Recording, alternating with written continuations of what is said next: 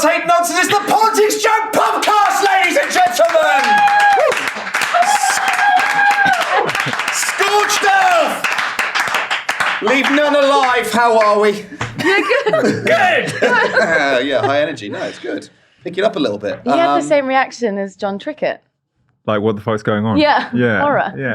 Love that. I think it's one thing seeing and hearing it. Yeah. It's another thing when it happens next to you. Yeah. Mm-hmm. Well, because That's you what I like to say reconsider about whether my you do personality. actually love podcasts and hate nonsense. Is that why? It's always good to think about that, yeah. Yeah. Reaffirm daily affirmations. Always, yeah. Start your day off right. Ed Campbell. Hello, Golden Boymer. that's me. How are you? Good, how are you doing? Yeah, good, mate. What you been up to? Going to shoot in the Black Country tomorrow Wonderful. and working out, mostly been thinking about how to shoehorn Black Country New Road lyrics into the video. That's a wee Easter egg for any. Have you cracked that? No, Okay. they're not many. They don't actually talk about the Black Country very much at all in their lyrics. Mostly about like masturbating in bedrooms. Yeah. But so might try and squeeze one of that in. Also, that's not what he asked. He actually asked, "What have you been up to today?" Did he say today? Yeah, he said, "What have you been up I to?" said, what have you been up to? So that would suggest that you haven't done anything today. You're just doing Watch something PMQs. tomorrow. We watched what- PMQs. No, then I said I and was prepping for it. Oh, right, okay. Yeah. Thank listen, God. Thank God. Active listener. He watched Yeah. PMQs because I can't wait to talk about it. Capital J journalist Ava Santina. Hello. Hi, great to be here. What have Thank you- you for having me. You got to stop saying that. What have you been up to today? Shit. Yeah, see. I did a lot yesterday. Great. Yeah.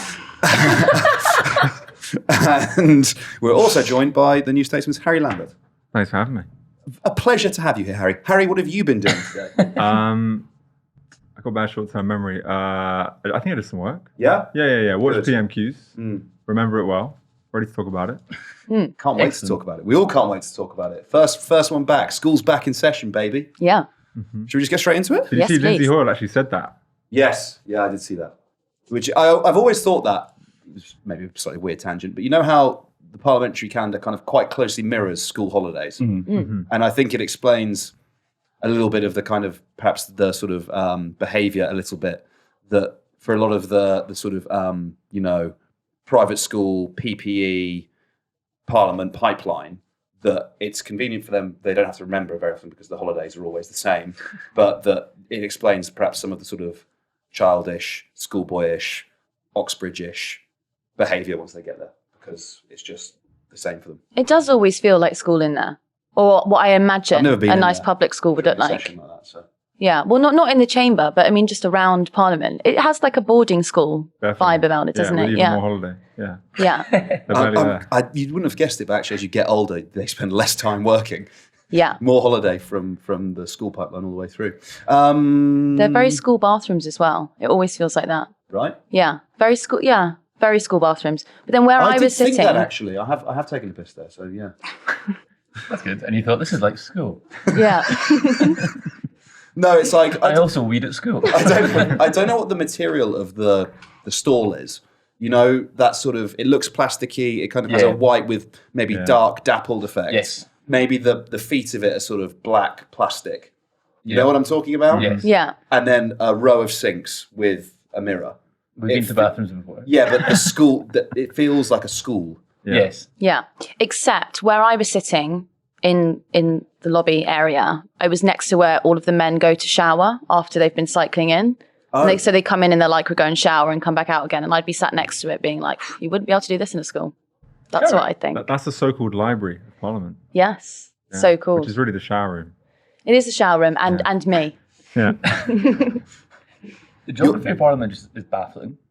I think it's just, that's a bizarre insight that I've actually never been. So Yeah, I'm well, saying that you've from- also Have got you no not been interest in? in going. We not interviewed someone in there when you were Nope. doing video stuff. No. As it, you still do video stuff. No, when I've you were but filming. No, I've only done College Green and stuff. Do you want to go in? Yeah.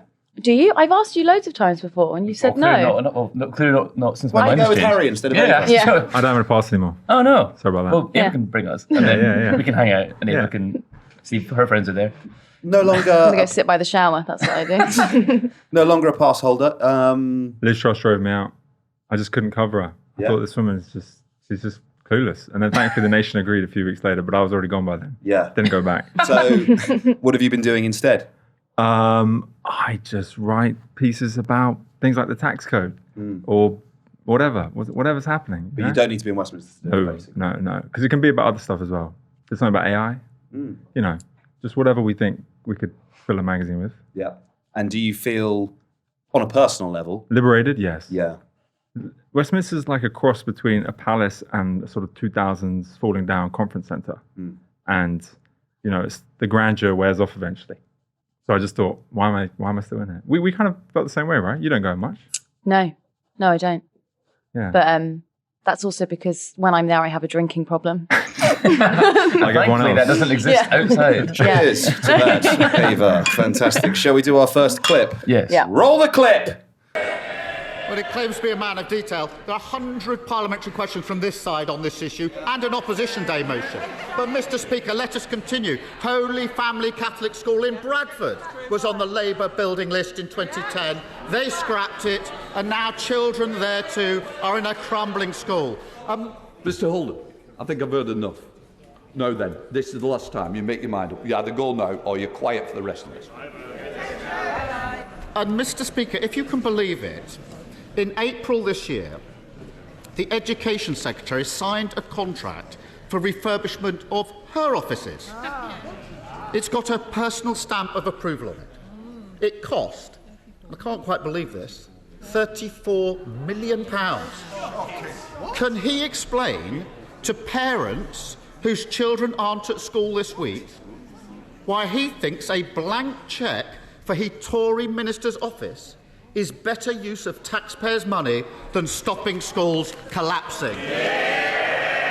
Well, Mr Speaker, what I'd say to parents is, in the receipt of new information, we have acted decisively to ensure the safety of children and minimise disruption to education, as we have laid out and communicated extensively. That is the right thing to do. And I would also gently point out to him, Mr Speaker, whilst the Department for Education started this process 18 months ago in spring of last year, as far as I can tell, in Labour-run Wales, they still don't know which schools are affected, Mr Speaker. But again, he brought up this issue of funding, Mr Speaker, and again, let's look back to what happened in that spending review, because in that spending review, I increased the Department for Education's capital budget by 25% to a record £7 billion, Mr Speaker. It tripled the amount that we spend on children with special education needs and disabilities. It improved the condition of the overlooked FE estate, and it set the course for per-pupil funding to be the highest ever. But it also, Mr Speaker, crucially, invested £5 billion to help our pupils recover the lost learning from COVID. £5 billion, Mr Speaker, and he might remember that, because we wanted pupils learning, he wanted longer lockdowns. I think he just doesn't get how this "it's all fine out there" is so at odds with the lived experience of millions of working people across this country. And, Mr Speaker, let's go on. This is a long list. At least 6 schools in Essex were on Labour's building list in 2010. They scrapped them, and now children there are in crumbling schools.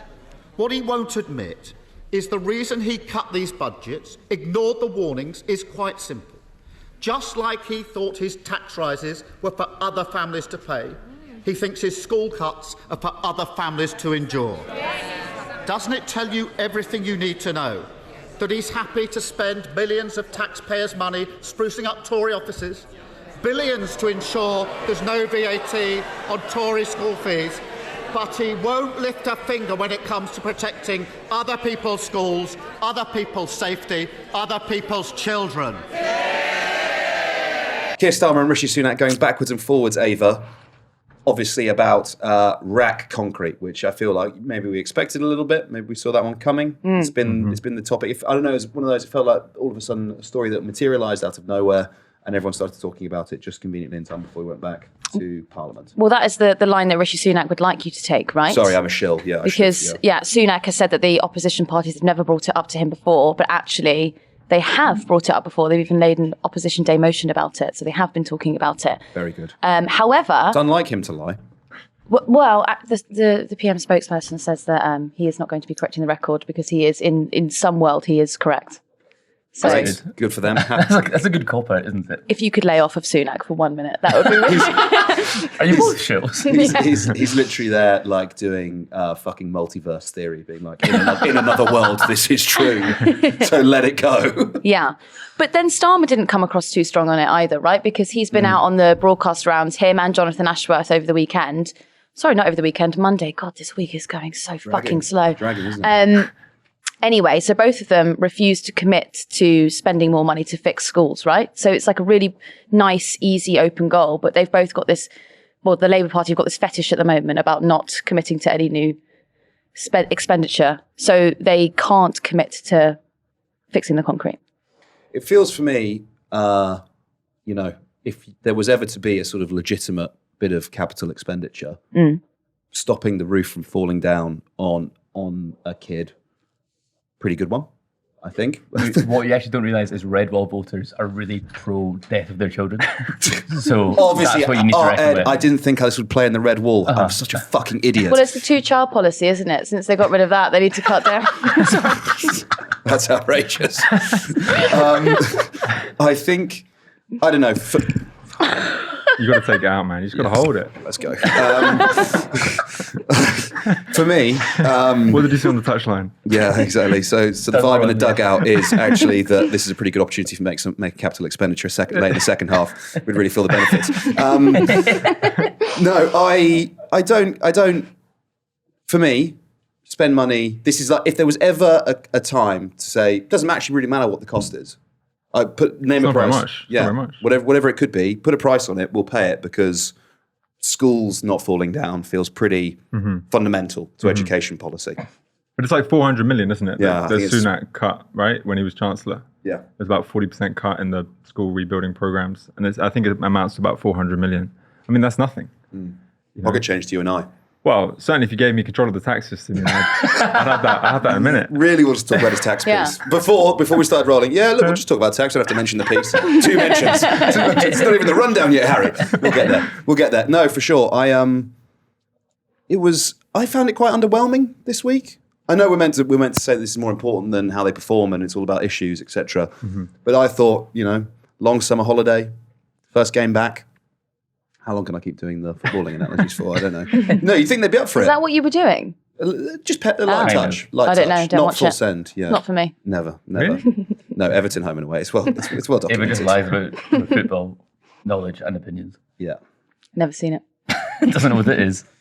Harry, what were your sort of takeaways from the Sunak-Starmer exchange? I think there's this summer was like the moment where things might have shifted, right? But instead we come back and Labour is still 20 points up. And it does feel like the vibe has shifted. You got Sue Gray finally coming in, ready for government. So I feel like you kind of saw that at PMQs today. There's not a lot of energy left on the Tory benches. I mean, 10% of them are standing down at the next election, right? So anything that was going to change the narrative, you feel like it would have happened over the summer. But it's been nearly a year now. And they're just sort of passing time, right? At this point. I mean, I'm not enamored by Keir Starmer at all, but Rishi's not doing anything to make him feel uncomfortable. I think we're pretty close to it being exactly a year since Liz Truss was... It was today. It was today? Yeah.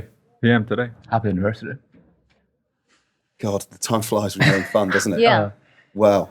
Okay, yeah, which also means we're then very nearly nearing a year of Rishi Sunak being in power. About 11 months away. Does he have... If he hasn't changed it in the last year, can he change it in the next year before we get to a general election? Change what? His dire polling. I don't know. Starmer could get more boring. Is that possible? It's not a vote loser, though. I'm really sorry, mate. Can we put this clip in here of him talking earlier? Actually, people might turn it off about...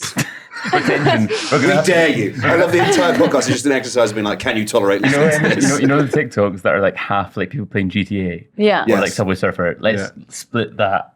Yeah, okay. With Starmer talking It's now. us playing chess. And then, like, So what is then- it? What is the clip? Oh my God, it's so boring. He's basically talking about how he would fix the concrete in schools and why he can't commit to expenditure.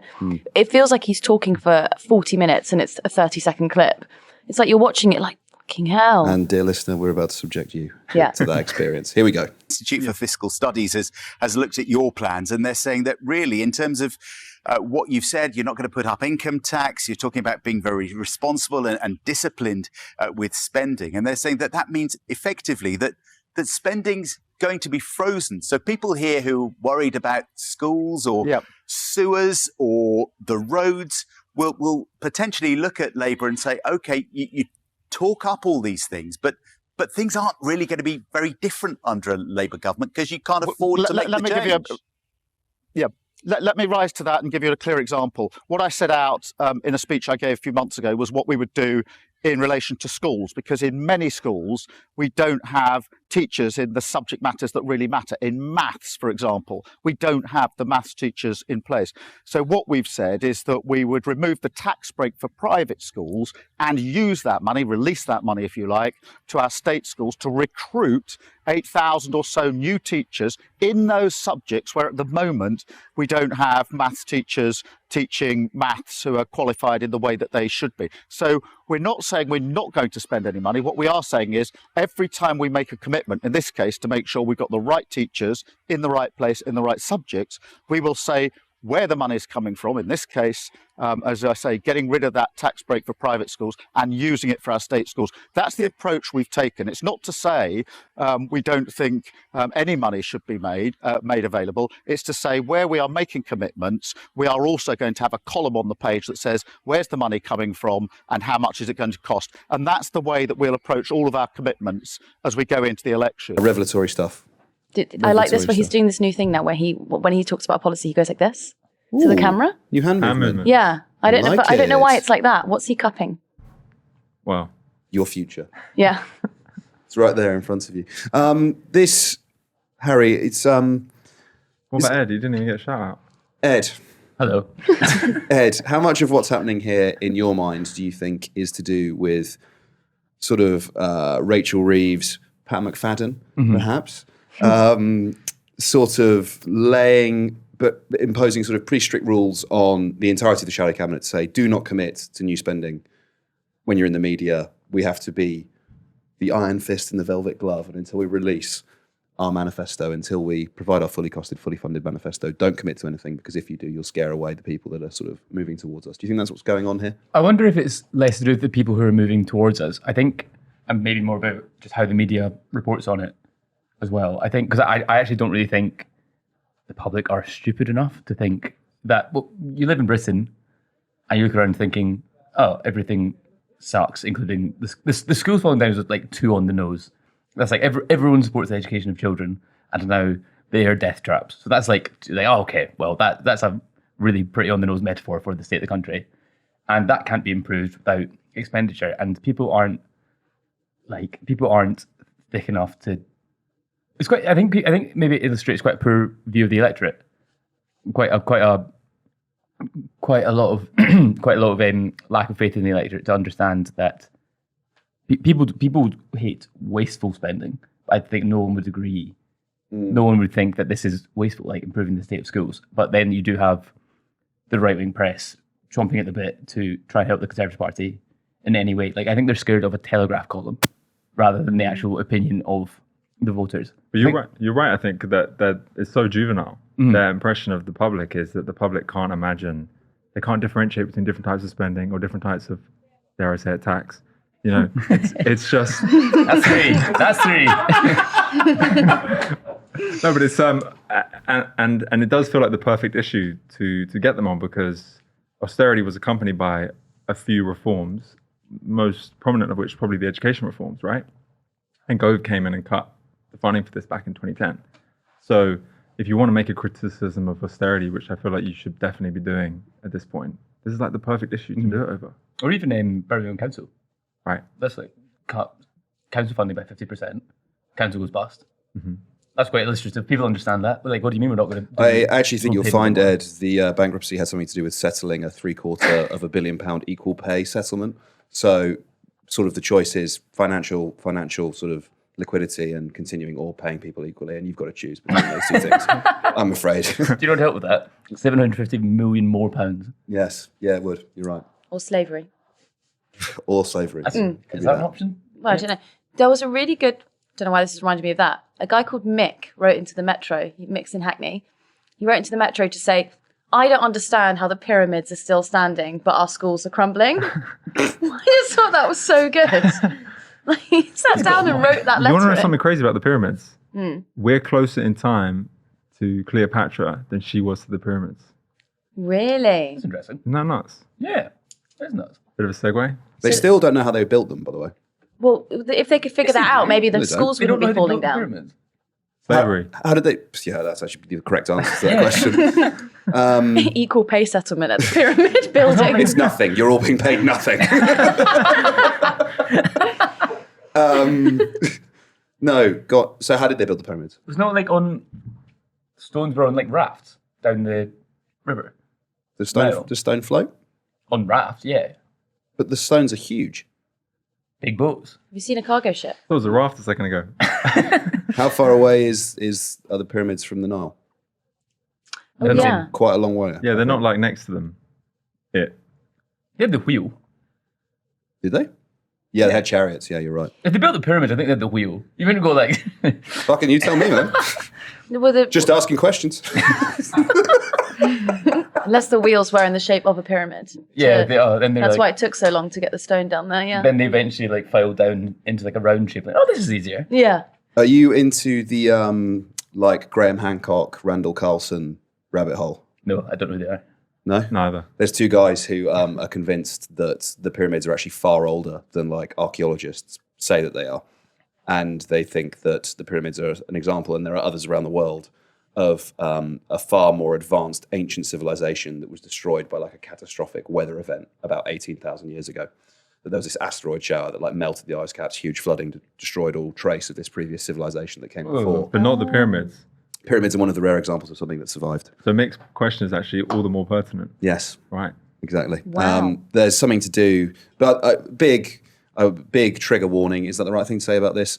Like 99% of established archaeologists reject what these men think. Like it should be That's a said. really important caveat. Didn't stop them appearing on Joe Rogan or fucking No, Graham. but he's still getting a so discerning Netflix- about his guests. Yeah, or Graham getting a Netflix show talking about this. Really? Yeah. We need to get more outlandish. Oh yeah. I mean, Get is that the takeaway from this podcast? to be like the best on the media. Yeah. If they built them in Britain, they'd probably have asbestos in the tip or something like that, wouldn't they? The tip used to be like metallic and shiny, didn't it? Oh, yeah. At the top of the pyramids. Did it? Yeah, it wasn't did stone. people It was take capped. it, or? Capped. Yeah, I think it got nicked. Yeah, Nicked? I imagine probably by us Yeah. or Well, grave Romans? robbers. Ava, we did build Stonehenge, you know. did we? Wow, someone. Do you know, did. I don't know anything about Stonehenge. It's What's in like a England? complete, yeah, I know, but it's a complete blind spot for me. I don't get it. I don't understand the rituals. Why do Did you people know they like it? mined the stone for Stonehenge in Wales? Well, no, I and didn't know that transported because it I there? just told you I know How do nothing they about do that? They Stonehenge. can't have done that. They can't have done that. The Stonehenge stones are significantly smaller than the stones used to build Don't have wheels. the pyramids. However, they also do not know how they transported the stone from the mine to Stonehenge. A couple of theories. I'll run you through them if you want. Yeah. I've got one. Wheels. No, actually, they think they possibly sailed them round the where coast else of could you have Wales done up the that? Severn. What? And then how do they get them inland? Dragged them, slaves. We used to be a fucking country. We did used to be a country, yeah. It's close to the motorway, so that must have helped. I love driving. I love that drive, though. I love driving past it and looking at it. I've never driven past it. Never been to Parliament, never been to Stonehenge. What do you know about this country, Edward? I'm not English. No, you're Famously, Scotland's not governed from Westminster. no, but you've never been to. You've never been to Oh, go on. Blair Drummond Safari Park. You're right, I haven't. No, see, What a loss. that's Scotland's. I have been to Holyrood. I have been. You mean Holyrood? I love how you're trying to get out of this by just being a cunt. That's your. Sorry, modus say it operandi right. Every day. Say it right. I Sorry, love Westminster. say it right. Yes, I may be a political journalist who's never been to the Palace of Westminster, but you can't say my one right. How did they build that? Probably like PFI. PFI. PFI. Wheels. PFI wheels. It's a deadly combination. It's right by the Thames, isn't it? What Holyrood? Has anyone checked out the concrete there? It's a lot of bamboo at Holyrood, to be fair. I think the concrete in the if there is any concrete in the Palace of Westminster, I think it predates RAC by quite some. A saving grace. Yeah. No, you know the basement is like it's really bad down there. You can't go down there. It's full of asbestos. That doesn't surprise me. And Yeah. wires everywhere. Yeah, is Yeah. it? Yeah. Do you remember when you wanted to wait? Can we say this, or were you still going to investigate it? What? That thing oh, in the the rifle. Yeah, the rifle room. Yeah. They got rid of it. They made it a creche. Oh, you did find it. No, I just heard. Really disappointing. So Harry wanted to find a rifle room that was underneath It's like Parliament. 22 yards. It was. You could do shooting practice down there. Really? Yeah, seriously. That's cool. Until how recently? Until I think like only about. I feel like the creche was a fairly recent advent. Yeah, thing. right. That I was think they like might have Burko, closed it wasn't a little bit before that, Yeah. but then it became a creche. So the rifles aren't there anymore. No. We used to be a country. The SNP Scottish Government mitigates against the cruelest of Westminster policies by spending £84 million supporting hard-working families against the brutal bedroom tax and over £6.2 million covering the two-child benefit cap. Astonishingly, Mr Speaker, we have learned over the summer the Leader of the Opposition is an enthusiastic supporter of these Tory cruel welfare policies, with U-turn after U-turn from the Labour Party. So given that the Tories and Labour are two cheeks of the same arse, offering no change, no vision, no hope, does the Prime Minister agree that the only way Scottish voters can rid themselves of these... Order. I'm not going to both stand up, so one of us is going to give way and it won't be me. Can I just say, let's think about language. Let's be more temperate and let's make sure that this Parliament can be proud. The pride of this Parliament will shine through, but certainly not using language. Happy to change the offending word with bottom. Given that the Tories and Labour are two cheeks of the same bottom, offering no change, no vision and no hope, does the Prime Minister agree that the only way for Scottish voters to rid themselves of these heinous policies is to vote SNP to leave Westminster forever? Mr. Speaker, obviously not, but I think the thrust of that question was directed at the Leader of the Opposition rather than me. I won't want to get in the middle of that, but what I can say is we want to ensure a welfare system that is compassionate and looks after the most vulnerable in our society, while supporting those who can into work to do so, because that's also fair for everyone else and British taxpayers. I believe that is a system that we are achieving, Mr. Speaker, and right now we're providing thousands of pounds of support to help with energy bills and everything else to people in Scotland, and we will continue to do so. Lindsay Hoyle was quite punchy today, wasn't he? He was getting involved multiple occasions. Yeah, he did get a bit shirty. He always gets shirty during PMQs. Yeah. Do you think it's because he knows people are watching? Yeah. Can't help themselves. I wonder. Because I think there's a lot of like vanity at PMQs. No. No, Mate, you started it. You started it by talking about wheels. I'm coming for you. that's an HR thing at this point. We said it like 20 times in the last episode. I see, but not about each other. Yeah, I'm escalating. What, wheels? What did you say? But think about, like, if you talk about what Chris Law said arse today, quite performatively. You could have said two sides of the same bum. Coin, perhaps. Coin, bum. No, but then it wouldn't have worked because it's the Keegan line, isn't it? It's funny because Keegan said arse. Oh. You mean Kevin Keegan? Let's not do Michelle Keegan. No.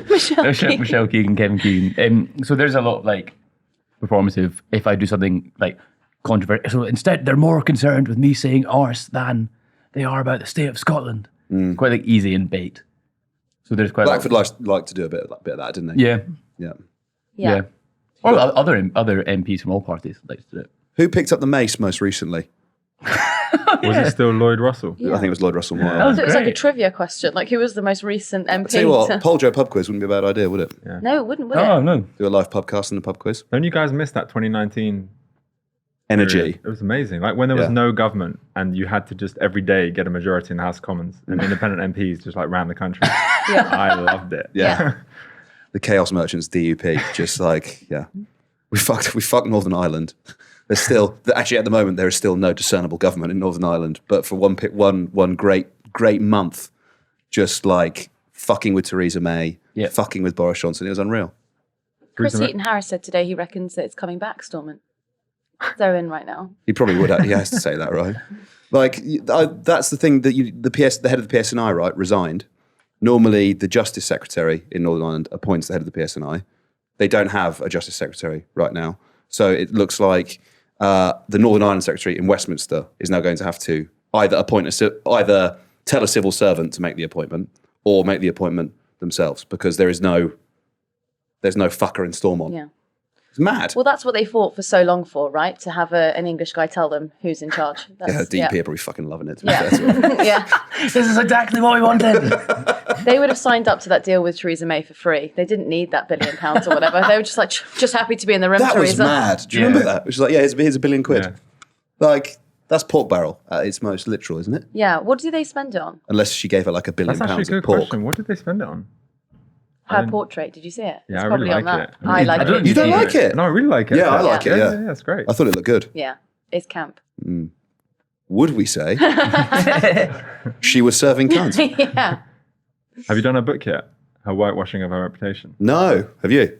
I haven't actually read it, but I mean that's what's happening, right? Yeah. Yeah, and like people are lapping it up. There's Are a, they? Yeah. There's a couple of memoirs Like floating herself. around at the moment, aren't there? There's Theresa May, Rory Stewart. They met. Stuart writes a memoir like every 2 years. That's true, actually. Yeah. Most of his life is just memoir. To be fair, and He's a friend of the podcast. if you can hear me say this sentence across the noise of me sucking his dick at the same time, he has lived quite a life. To be fair to him, And now he's a got podcast. Yeah, now he's got podcasts like the rest of us. Yeah. What have we done to deserve this? Certainly not possibly being a spy. We're doing it in don't know reverse that. order. We're doing it in reverse order. Yeah, Yeah. I'm going to govern part of Yeah. Afghanistan after this. I'm going to walk across Afghanistan tomorrow. See ya. Yeah, Chris Bryant as well. that's not memoir though. That's like how Freed. how. Don Butler. Don Butler's memoir. Oh really? Yeah. Chris Bryant, who was doing a really great job on the liaison committee for our numbers, and has now left to go and be a junior minister. So he Yeah, writes the Bible on standards and then departs. We've lost a few of our select committee chairs, haven't we? I know. Fingers crossed they'll replace them with some people who are decent. Yeah. I think it's quite neat for Chris Bryant. You do the standards committee, you write the book, and then immediately afterwards you get a shadow junior minister brief. Draw the line under that. A year in, shadowing, and then fucking into government, job done. Blade of Blinder. Yeah, I think that's worked out quite nicely for him, to be honest with you. Yeah, and Darren Jones as well. He's done pretty well out of this, haven't they? Basically, anyone who's managed to get in this reshuffle, you're fucking laughing, right? Yeah. You're in government, unless they fuck it up. Huff and Andy. But you guys probably did this, right? Yeah, we spoke about it. I mean, we can talk about it some more. I thought it was quite humiliating, to be honest with you, to be like, yeah, you are the Shadow Secretary of State or Shadow Minister at the moment for international development, for which there is no corresponding government post. So, sucks to be you, I guess. Yeah. I mean, I don't know is Starmer so strong that there's no possibility that ever comes back to bite him on the arse? I think anything can come back to bite you, but it is strange how powerful he is, right? Because you think about the 3 previous Labour PMs. Yep. Blair had Brown as a counterweight, and then Attlee and Wilson both had this amazing team of people. They were just one part of. Whereas Starmer, he's got Reeves. I guess Reeves could become like his Brown, but right now he's got complete control of the party. Mm-hmm. You haven't really had anything like that in the Labour Party. It's not really an embarrassment of riches, is it? Yeah. Elsewhere in the shadow cabinet. I think that Reeves is a establishment, Westminster like her, and then the rest of the country don't know who she is. So you know that YouGov polling that was a couple of weeks ago, and it was like, who would make a better chancellor? It was like 16 and 17% for Reeves and Hunt, and then it was 69% don't know. The public don't know who they are. Yeah. It's pretty standard though, isn't it? Right? Like, I think generally speaking, you could probably put like one of those sheets of that you'd see like bouncers have of like people who are banned from pubs, like like One-Eyed John and shit like that. Mick and his mate, and you could put that in front but it was cabinet ministers, and you put that in front of most regular people. They wouldn't be able to tell you the names of the people on the piece of paper, right? Like the actual recognition, like fate of politician. I think it goes Prime Minister, a little bit leader of the opposition, and after that, it's basically like, gone. Like Cliff. You don't think Andrew be up there? No. Who? I actually don't. Angela right now. Yeah. No, I don't think she would. Should be. Sadiq Khan, Nigel. I think that you're pushing it at this I point. think a lot of people would be shocked to learn that Sadiq Khan's mayor of London, in London. Yeah. What do you think Like think Boris he's doing? was like, a name. Right. I think now, because people are so angry about ULEZ, You think actually after the by-election? They're not angry about you, Les. Like anecdotally, like in my qualitative assessment, You and Julia Hartley-Brewer. when I've been doing vox pops, I was doing a vox pop about tax. That's my mention. that's my plug. I paid for that. And it wasn't about you, Les. It wasn't about Sadiq Khan, but people voluntarily brought up how angry they were about you, Les. Yeah, look, I think there's a minority of people who are bothered about this. I mean, and I'm not just saying that. That's what the polling shows. The polling shows that more than half of people are supportive of ULEZ. I think of that minority, it's a significant one. Let's just say it's 30%. Take a figure out the X. I don't actually know what it is. Within that, there's a very small but incredibly vocal minority who are enraged by it. And so they phone into LBC. They see you on the street with a mic and they come over and talk to you about it. In a way, there's actually very few political issues, right? When we've been out vox popping where someone will literally walk over and be like, I want to talk to you. That's fucking rare. You've usually got to press gang people into talking to you, haven't you? So there is a strength of feeling, but it infuriates me. I heard it on the Today programme this week. Michelle Hussein was interviewing someone and she was like, I think it could even have been Starmer. And she was like, ULEZ, that's what lost you Uxbridge. And it's like, it's not what fucking lost Uxbridge. What lost Uxbridge was the fact it was outside of university term time and 20,000 Brunel students were not there to vote. How do students vote? Generally speaking, for the Labour Party. Like, I'm going to blow your mind here. You can project ULEZ onto it all that you want to. But what do you mean lost? It wasn't their seat. Yeah. They cut the majority by 90%. What's going on here? Yes, exactly. And it's just like, the narrative in the media is that ULEZ is like this great popular revolt that Sadiq Khan is imposing on the population of London, when more than half of the population support it, a very small minority of motorists, and we can do our is there a war on the motorists conversation if we want to. But it's like, what, 1 in 10? Less than? Yeah, 9.5% of all cars. So anyway, we've digressed somewhat from PMQs. Yeah, we have. Do you know who said that thing about the ULEZ thing about, the students, the 20,000 students? Yeah. That Tory MP I went for lunch with last week.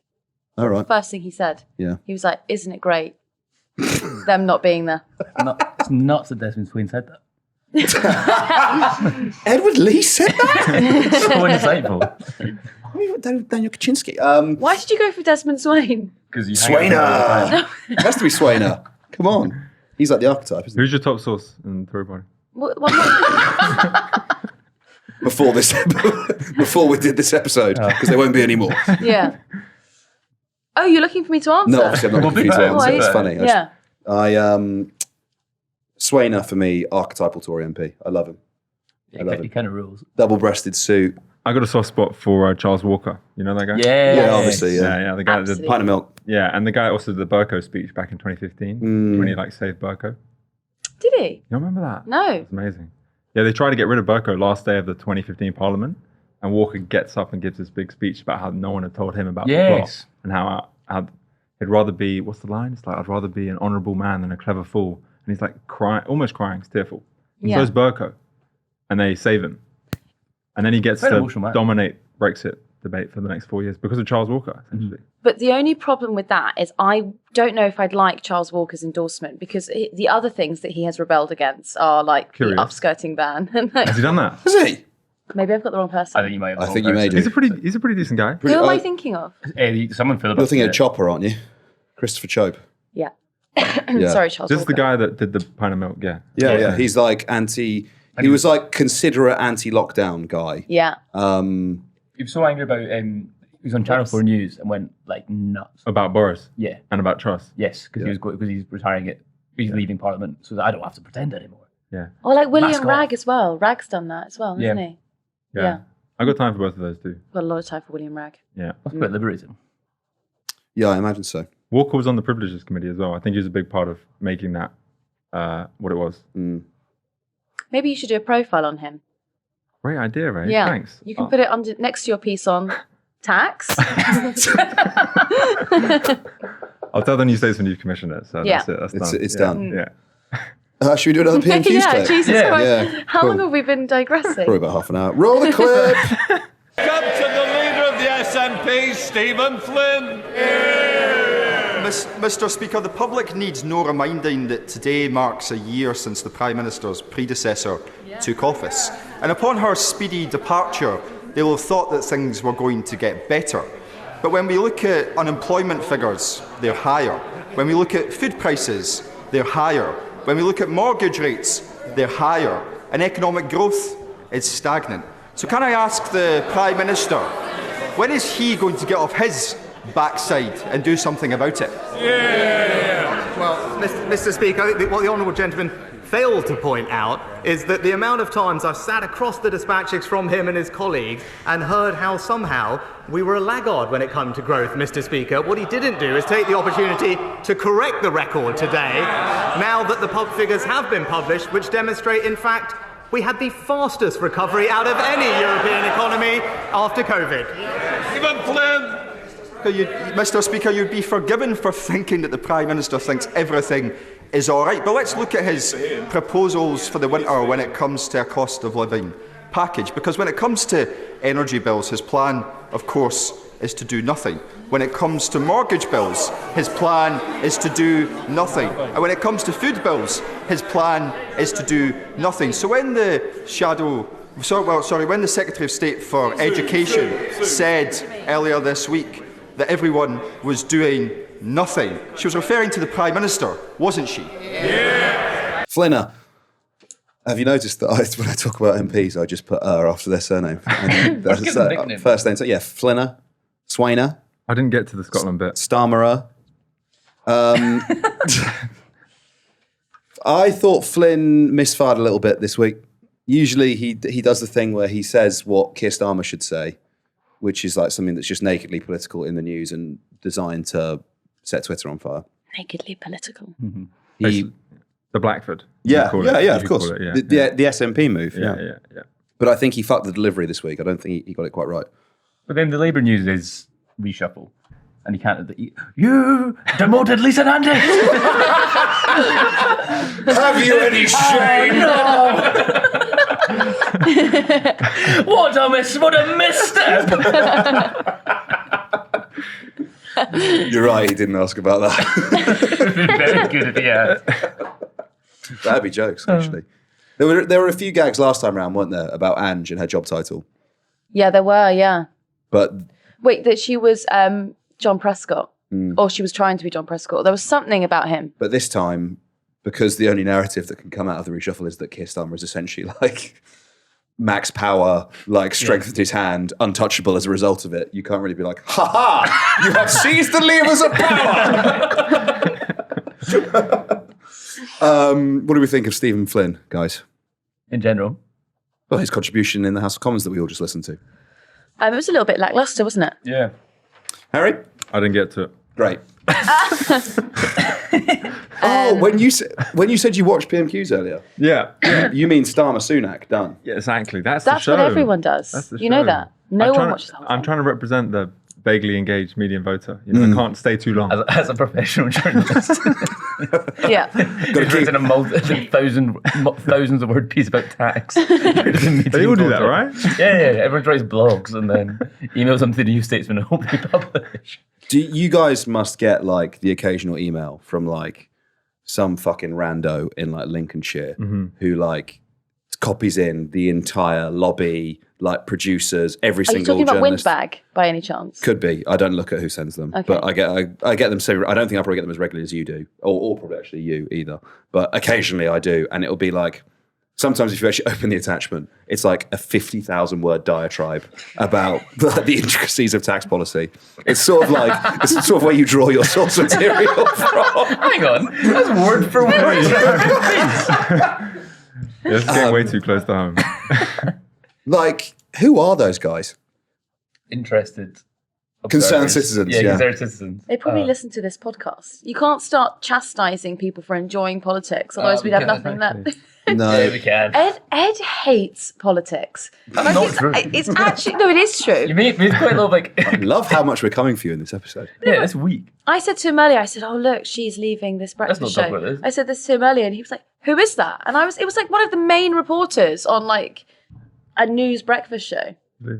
Tomorrow it was on. Right. Anyway, but I was like, what? How do you not know who that is? No, I do know who that is. Oh, right. I just don't think it's like... But don't you think Ed represents the people? If I don't, with my tax deal. Yeah. He doesn't. He hates politics like most people. Yeah, fucking. There's no point voting. Yeah. That's going to be. I'm now Russell Brand in 2015, and you have to convince me why voting's good. Yeah, You told me earlier he would vote Lib Dem. No, I didn't. You did. I love how that's the most offensive thing anyone said to you in this programme when I literally called you a cunt earlier. Also, just caveat: Ava has never said a true thing about me. Yeah, I know. Well, just full stop, I guess. This is unreal. It's getting slightly chaotic with you here, You Harry. can't go Sorry on about to that. me, I'm you loving see. it. You can't bully me No. because then that's an equal pay issue. Yeah, exactly. There's three of us. Don't too. want to bankrupt the company, yeah. Yeah. Like Birmingham City Council. Like I'm Spell that here out. for that equal opportunities, so that you could tick the box. 3-1. It's not equal, is it? Huh? 1, 2, 3. You. We should speak less. You should Yeah. speak more. Doing a lot of heavy lifting. The floor is yours. Actually, that'll be a nightmare for them. You can carry on with that. You want me to speak? The floor is yours. About what? PMQs, I think. Okay. Politics. One thing I just say about Flynn, okay, so he couldn't really come on the rack thing, right? Because there's not a lot of... why are you laughing at rack? Did you hear the 2 words you said before? No. What did I say? Come on the rack. Is it just me? I tried not to laugh. You did it. Now you made that whole thing. Yeah, I know. I didn't want to make it a thing. You brought it up. Fucking hell. Ava will be back after the break. Never mind. What was your point? No, go on. Talk about Stephen Flynn. No, because it wasn't very funny. And I can't beat come on the rack. There needs to be some serious analysis. I was going to say, like, he couldn't really go on the rack. Shut up. Yes. There weren't that many schools in Scotland affected, which is an indictment right. of the government's levelling up policy, right? Because, again, they're only letting the concrete crumble in the south. You're right. That's actually a very astute point. Fuck off.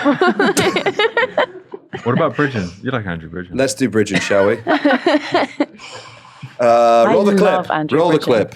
Speaker, last week the Prime Minister stated that he was proud of his furlough scheme. I wonder, Mr. Speaker, if he's equally proud of the 400 billion it put on the national debt and the inflation it's caused. Was he proud of the jobs lost, businesses closed and lives crushed due to the lockdowns? Is he proud of the increased NHS waiting list, premature deaths and the 1 million young people now needing mental health support? And finally, Mr. Speaker, is he proud of the excess deaths affecting every one of our constituencies that nobody wants to talk about? And will he give an undertaking to the British public, a solemn undertaking that they will never be inflicted upon them ever again? Andrew Bridgen there. Still there. Still going. I enjoyed... I couldn't make it... I couldn't figure out who was heckling him. But someone was heckling him while he was talking. Being like, you can't sit here. Can't sit with us. Where is he sitting now? Is he sitting on the... He's not sitting with the Tories, is he? No. He's sitting over behind the SNP. It's near DUP. It's like, Near the DUP. It's like the back row of the DUP. That's where he thought he fit in bed. Hello, boys! I'm back! Yeah, I mean, to be fair, they had like a bit of... That's where Galloway used to sit. Sorry to interrupt. Yeah, no, it's okay. No, they were like they were a bit of like Rogue's corner. Yeah, an alliance of dickheads during, well, Brexit, kind of COVID, not really, but his like ERG faction and DUP, right? So they're probably his boys. You're right. That's probably like his homeboys. Yeah, but not they're shouting at him. Yeah, to move. That's horrible. Won't someone just be nice to Andrew Bridgen? I actually think Andrew Bridgen is... I'm fascinated by him. I think he's amazing. He's a sort You of... think he's amazing? Yes, I do. Okay. He's the sort of we MP go. that you'll be walking Speaks up for through... people like me, the unvaccinated.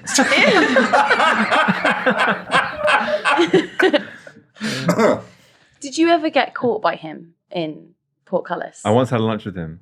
Well, I Wow. won't even go to lunch. That's very strong. I popped over to the table and I came away and I was like, I feel like I've just been plugged into the mainframe. You were red pilled. Yeah, exactly. I had to break away. It was like 6 minutes. If I stayed any longer, I'd have been gone.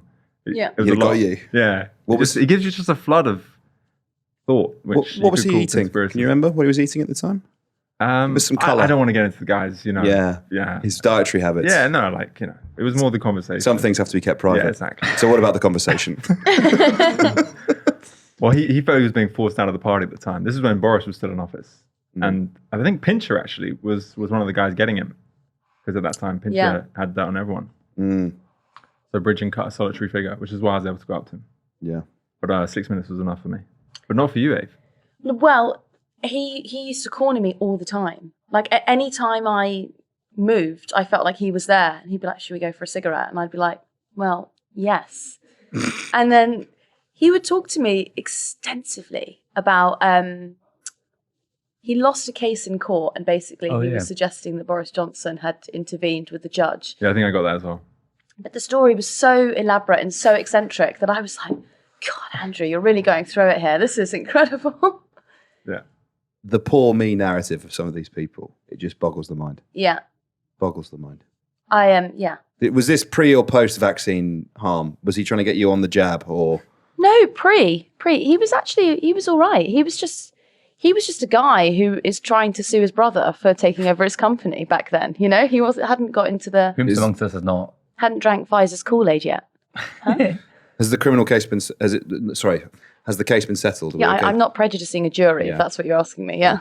It's always worth checking, isn't it? We're talking about live court proceedings. Do you guys ever libel people on there? Can you libel people out loud? I didn't go to media school. You can't libel people. Neither do we. No. Okay, that's good. He did, though, so he's like the arbiter of... Ed? When did I libel someone? No, you went to... You've got a fucking degree. Oh, yeah, no, I did do that. You studied media law. Yeah, so I should know that. What can we not say when we're talking? Not an awful lot. Defamatory stuff. Okay. Libel What's stuff. that? Question. I know a good lecturer, if you want to. Okay.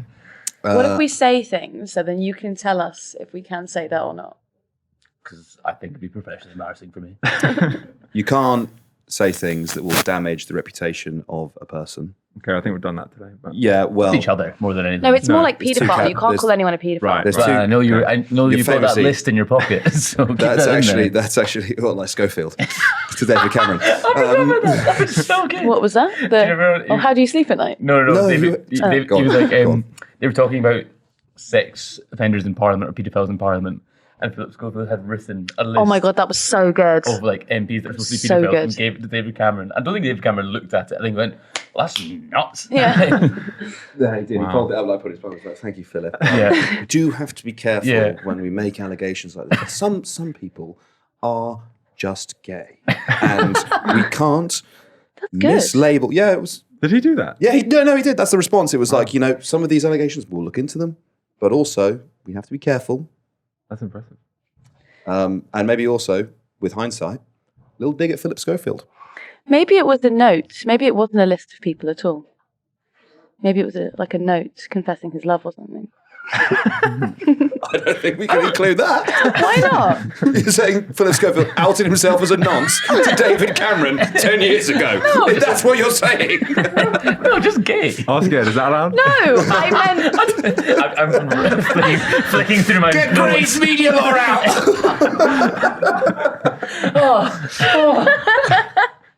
No, I meant he wrote... It wasn't actually a list of people. I meant he just wrote, like, Dave, I love you, and handed that to him. I didn't say anything about noncing. Right. That's good to keep saying it. Really giving Laura a job in the edit of this. Interestingly, in Rory Stewart's memoir, which I'm currently reading, He admitted what?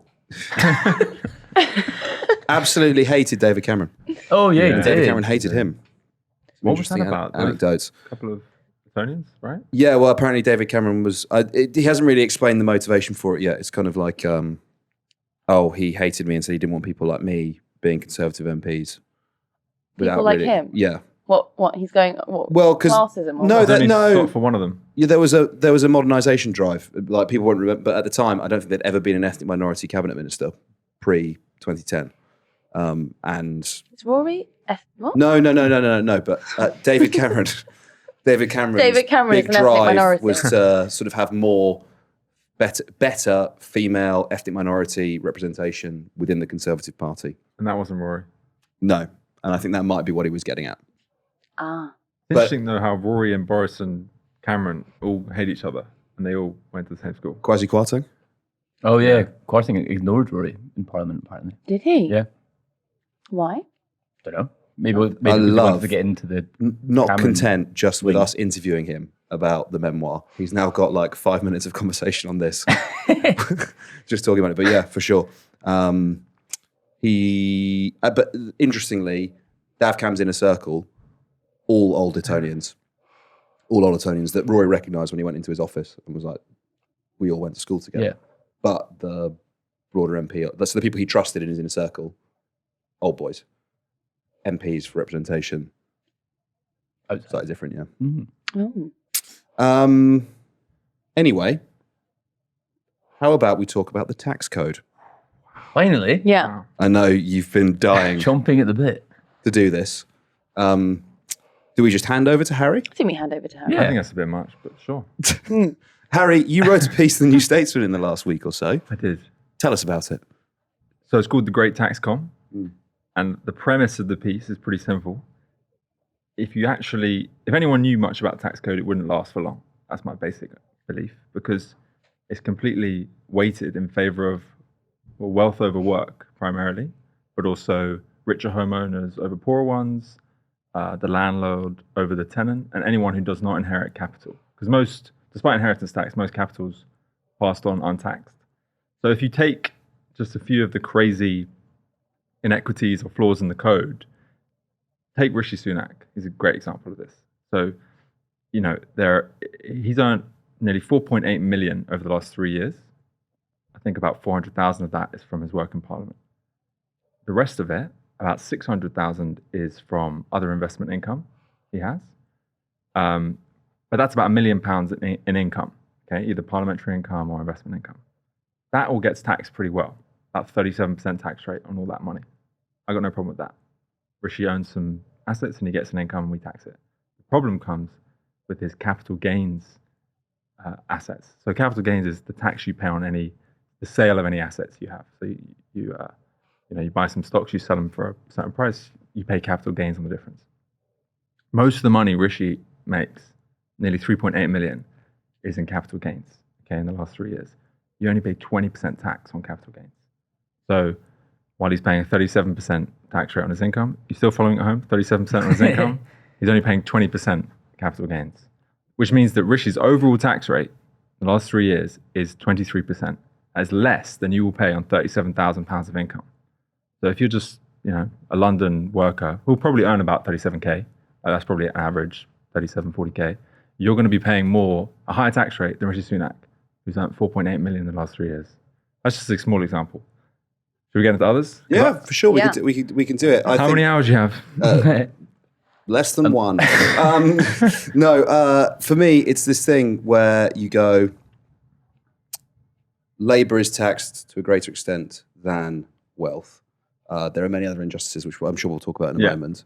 So you turn to the only other viable alternative for government and you say, Sir Keir Starmer, it's grossly unfair that labour is taxed more than wealth. What are you going to do about it? And then, as you would say, it's the flower girl meme.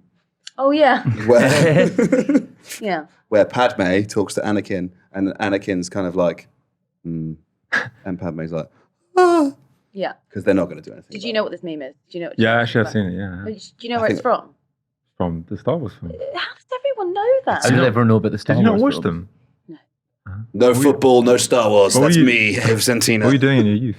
In my youth, In your youth? not watching Star Wars.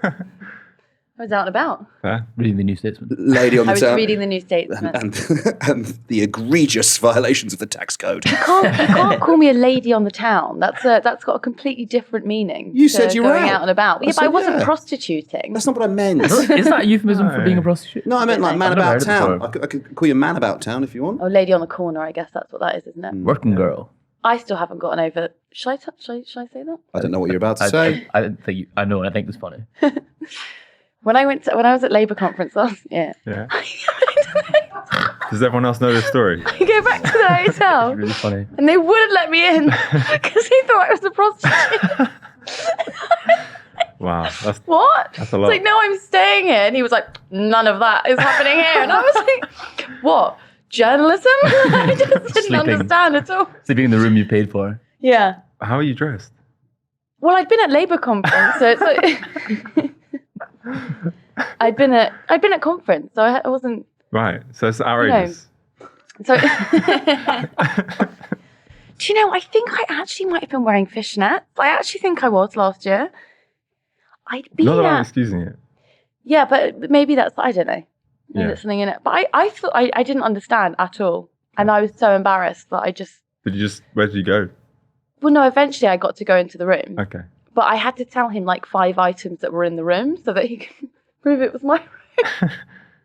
You're kidding me? So he went up there, walked around and was like, yeah, there are the straighteners. Yes, they are unplugged. They look like the photo she took of them when she walked out. Yeah, very good. Very good. Nice. But the other thing was that the room was booked by Joe. Mm-hmm. Joe. Right. Oh, right. They didn't get that. So they thought, yeah. Right. So you work. Okay, got it. Prostitute for Joe. Yeah. Got it. Who's this speaking for? Joe. Harry, what are some other problems with the tax code? Okay, so this is a good one. Council tax. Shit. You guys ever pay that? Yes. Sometimes. Yeah. Sometimes. Well, if you live in London, you won't be paying much of it.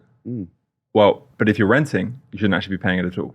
So one of the biggest problems we have is that in the UK, unlike in many other countries, council tax falls on the occupant rather than the owner.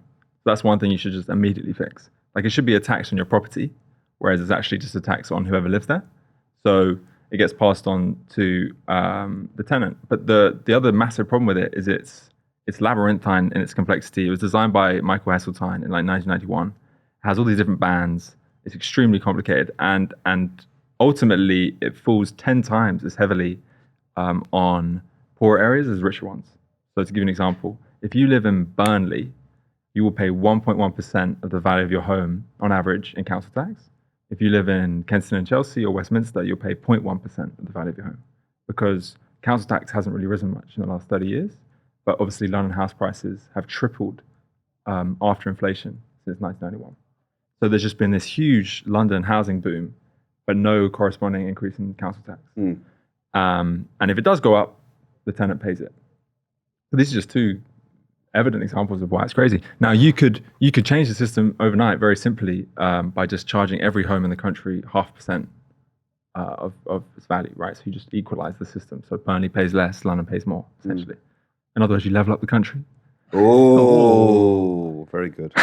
Take notes. But and you could cut 75%. You cut council tax for 75% of households if you did this. You could also get rid of stamp duty in the mix. You know, I got plenty of things to offer you guys in my coat pocket. We'd get rid of that. What you got to say about a land value tax? You into that? Well, so a land value tax is essentially what this is. So it's a proportional property tax, and you could actually take the property bit out and just charge the land, which is like most of the underlying value. But now we're getting a bit technical. Sorry. I'm done with your questions. Yeah, exactly. Do you guys have any questions for tax about tax for Harry? Do you have any questions for tax about Harry? He's been stupefied by my comments. It's the first podcast I've done in a while where I've had a pint and I'm fucking buzzing. Are you? No, I feel quite good actually. Yeah. I'm worried about what I've said, but then I did have a codeine earlier. It's so always I said lots of things. It's always good to mix a water in, and not always have to have a beer. Yeah. But I just fucking love the taste. Yeah. That's sick, man. But can I just say one more thing? Because I'm saying it all really calm. It's not cool. This is. I actually had the impression that it was cool. Yeah. Thanks. No, go on. As in, like, we talk about it here as like an abstract idea, but it's crazy. People with massively much more expensive homes in London are paying 1/10 as much as people in Burnley. And, someone who's working every day for their income is paying far higher tax rates than someone who is just betting on shares or has other assets and they're selling them. So it's very frustrating when the Labour Party comes out, as it has done in the last couple of weeks, and says, we're not going to do anything about this. They tell the Sunday Telegraph that they won't possibly change really any elements of the tax system. And they're just setting up a situation where they're going to have to govern in chains. Because if you want to spend money on anything in government, you have to do one of three things, right? You either have to cut, borrow, or tax. Well, they're saying we're not going to tax. They don't want to borrow. So what are we going to have? Austerity? Where are we left? We're left with the idea that we're going to have economic growth. Non-doms, aren't we getting it all from that? Oh, that's 3 billion. Yeah, it's going to be great. And I swear they've said that for like 10 things as well, right? Yeah, they have. Like, yeah, non-doms. Private schools as well. Going to lose charitable status. Yeah. There'll be some tax there. The best thing about the non-doms thing is that they can leave. Like, they don't have to Well, They don't have to abide by. They've got a good year now where they could go. It's in the Huh? piece. I was about to say a point I learned from Harry's piece, which we all should have read. I think Harry's a guest on the podcast. What are you going to Thanks, show Ed. me up? Is that what you're going to do? There's evidence that if non-dom status is abolished or people's non-dom status is abolished, they don't leave. They stay. They by and large stay in the UK because why would they want to leave the country that they live in? Especially when we're about to have the Roaring '20s governed by Keir These Starmer. 20s are going to be so roaring. It's going to be And unhinged it's going to growth, be Weimar Germany. champagne for everyone, champagne and PFI for everyone. but that's the main thing. Fine. Talking about PFI a lot. But that's the main thing you hear, right? The rich are going to leave. The rich are going to leave. I just think, look, let the banker go home and explain to his family, his wife and his kids that they're all moving to Bern or Frankfurt. Like, I'm fine with that trade.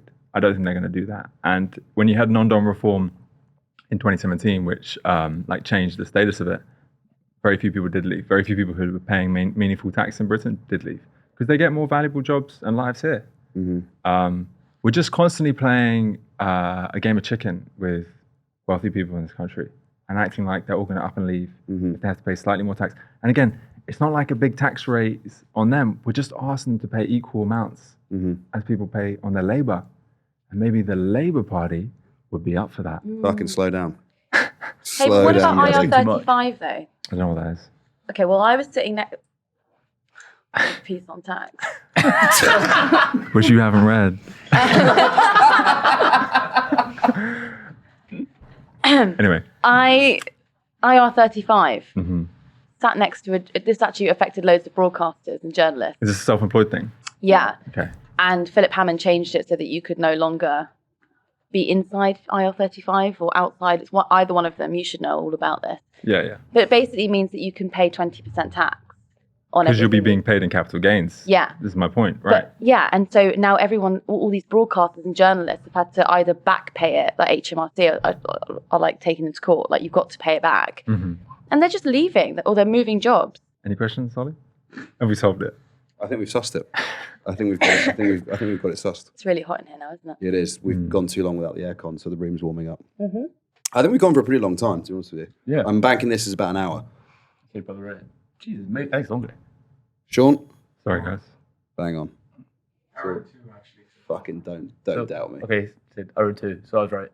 When someone says an hour and you go, no, it's going to be longer than that, and it turns out to be an hour 2, that was not what you meant when you said it's going to be longer. Absolutely what I meant. Right. Very good. Harry, thanks so much for coming on. Thanks for having me, guys. Enjoy talking to you. I think we'll have you back. That'd be an honour. Yes. You guys, thanks. Thanks for Till the having next one, us. guys. Thank you. Bye-bye.